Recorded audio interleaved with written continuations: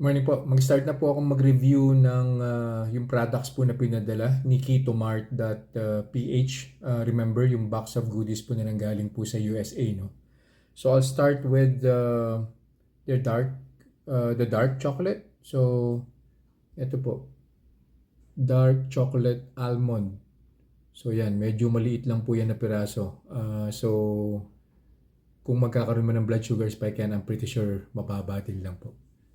So I'd go ahead and eat this, and then babalik po ako after 2 hours and we'll see kung may violent reaction po ba ito nagagawin sa blood sugar ko po.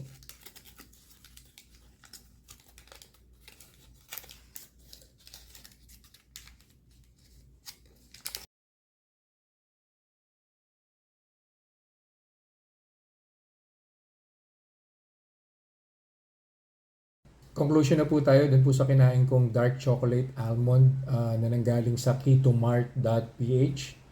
So, medyo mayroon po siyang blood sugar spike, no? Nag-start po yung blood sugar level ko at 101. And then after an hour, umakyat po siya ng 121. So, that's plus 20. Pero bago po siya nag 1 hour, nag-peak pa po siya 124.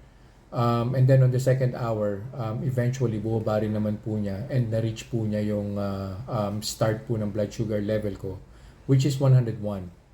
So, ang conclusion ko po rito, no, we have to be very cautious when eating chocolates like this. Kung gagawin po natin siyang dessert, coming from a full meal na high protein, low carbs, high fiber, tapos medyo may konting fats, I don't think na magkakaproblema po kayo kasi mag-offset naman po yan eh.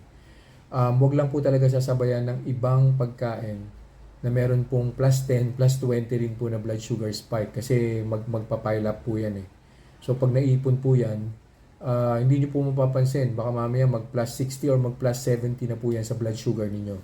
Pwede rin pong maprolong yung pagbaba ng blood sugar level po ninyo, which is not good for a diabetic.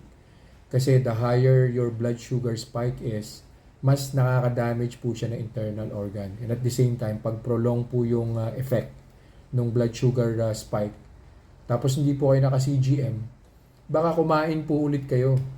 So pag kumain po ulit kayo na medyo mataas pa po yung blood sugar level ninyo, mas lalo pa po mag-shoot up yun. So yun lang po. I'll see you guys in the next vlog. Bye-bye. Reminders lang po, wag pong mag-aanli. Always eat in moderation.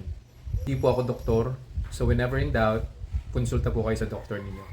And yung results po ng mga review na ginagawa ko, it may vary. So wag niyo pong i-expect na yung resulta sa akin is magiging kapareho po ng resulta sa inyo.